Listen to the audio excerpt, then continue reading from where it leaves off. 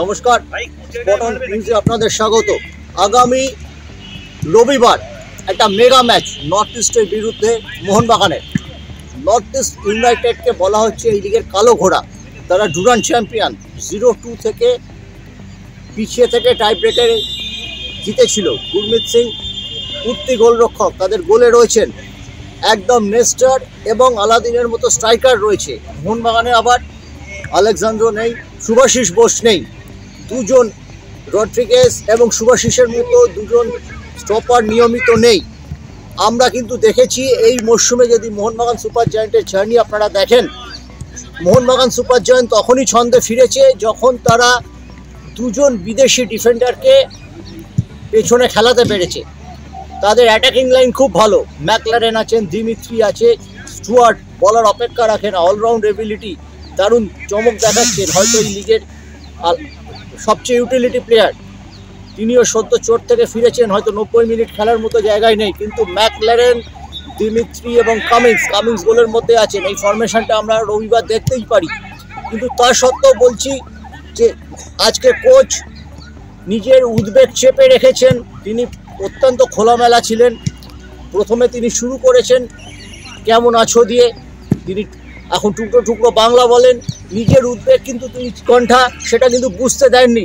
কিন্তু পরিস্থিতি যেদিকে যাচ্ছে, ম্যাচটা খুব টাফ আছে মোহনবাগানের ক্ষেত্রে। মোহনবাগান এই ম্যাচ থেকে 1 পয়েন্ট নিয়ে ফিরলেই যথেষ্ট। মোহনবাগানের কোনো অসুবিধা নেই লিগ টেবিলের শীর্ষে থাকলেও। যদি আমরা ধরি যে পয়েন্ট নষ্টের ভিত্তিতেও মোহনবাগান বেঙ্গালুরু চেয়ে এগিয়ে থাকবে, মোহনবাগান যদি একটা ম্যাচ নিয়ে পারে। কিন্তু আমরা যেটা দেখেছি যে আমরা জিজ্ঞেস করেছিলাম যে এই যে যখন ছিলেন না স্প্যানিশ স্টপার রড্রিগেজ, তখন সেই পর্বে মোহনবাগান 7টা ম্যাচে 14টা গোল খেয়েছিল এবং একটি ম্যাচে ক্লিন শিট রাখতে পেরেছিল। সেই জায়গাটা কিন্তু সদস্য সমর্থকরা হয়তো ভুলে গেছেন গত 5-7টি ম্যাচে দারুণ পারফরমেন্সের পর। কিন্তু মোহনবাগান ঠিক সেই জায়গায় ফিরেছে। এবারে আমি যেখানে এই জায়গাটা বুঝতে পারছি যে প্রেসিং ফুটবলটা খেলেন আমরা দেখেছি। পেড্রো বোনালি নজর করা কোচ, অন্যতম নজর করা কোচ, তিনি কিন্তু ইস্ট বেঙ্গল ম্যাচ খেলতে এসে মোহনবাগানের খেলাও দেখে গেছেন। তার বিকেলের ফ্লাইটে পরদিন চলে যাওয়া উচিত, টিকিট কাটা ছিল, সেটাকে তিনি চেন্নাই ম্যাচ মোহনবাগানের সঙ্গে দেখবেন বলে ক্যান্সেল করেছেন। এবং তার আগের রাতে আমরা দেখেছি তাকে হয়তো মোটিভেটেড করেছিলেন ইস্ট বেঙ্গলের শীর্ষকর্তা দেবব্রত সরকার। ইস্ট বেঙ্গলের হয়তো তার দিকে নজর আছে। আমরা দেখেছিলাম 4-5 মিনিট তিনি একান্তে কথা বলেছেন, তাতে হয়তো তিনি আরও চার্জ হয়ে গেছেন। এবং প্রচুর নর্থ ইস্টের সমর্থক মাঠে থাকবেন। মোহনবাগানের কাছে এই ম্যাচটা কিন্তু বেশ ঝামেলার আছে।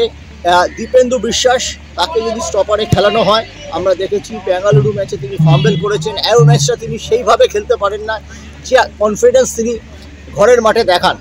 এই জায়গাটায় আমরা কোচকে জিজ্ঞেস করেছিলাম, কোচ হয়তো ব্যাটিং করেছেন দীপেন্দুর জন্য। আশিস রায় ফিরতে পারে এবং আমাদের নজর থাকবে যে অনিরুদ্ধ থাপা, যিনি দুর্দান্ত বল বাড়াচ্ছিলেন, তাকে কিন্তু গত ম্যাচে ব্যবহার করা হয়নি।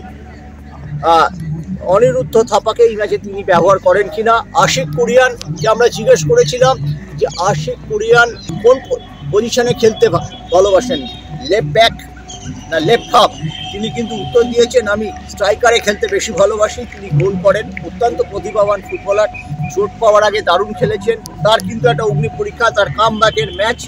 এবং পাশাপাশি কোচ কিন্তু বলছেন যে আলাদিনের জন্য আমি পুলিশ মার্কিং করব না। আমার পুলিশ মার্কিং করতে গেলে যে কোয়ালিটির প্লেয়ার লাগে সেটাও মোহনবাগানের কাছে নেই। একদম সঠিক কথা তিনি বলেছেন। মোহনবাগান এই জায়গাটায় যদি অনেক ক্ষেত্রেই যদি ডবল ডিফেন্সিভ স্ক্রিনে খেলে, যেহেতু তাদের নড়বড়ে ডিফেন্স আছে, অবাক হওয়ার কিছু থাকবে না। এবং মোহনবাগানের যে অ্যাটাকিং পার্ট সেটা হয়তো বিদেশিদের ওপরই নির্ভর করবে। এবং লিস্টন মনবিডের মতো খেলোয়াড় আছেন, লিস্টন মনবিড যে কোনো রক্ষণের ত্রাস হতে পারেন। সাইড ব্যাকে ওদের দুর্বলতা আছে, ওদের মোহাম্মদ আলী নেই, এটা কিন্তু ঘটনা। মোহাম্মদ আলী নেই, তার একটা অ্যাডভান্টেজ মোহনবাগান মাঝমাঠে পেতে পারে। অনেকটাই ডিপেন্ড করছে মোহনবাগানের মাঝমাঠ, কামিংস, ম্যাকলারেন এরা কেমন খেলেন।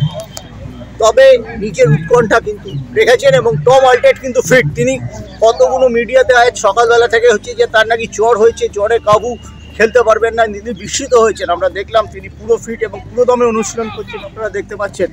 সব মিলিয়ে কিন্তু মোহনবাগান তৈরি, কিন্তু কাজটা কঠিন, সেটা কিন্তু কোচও বলে গেছেন।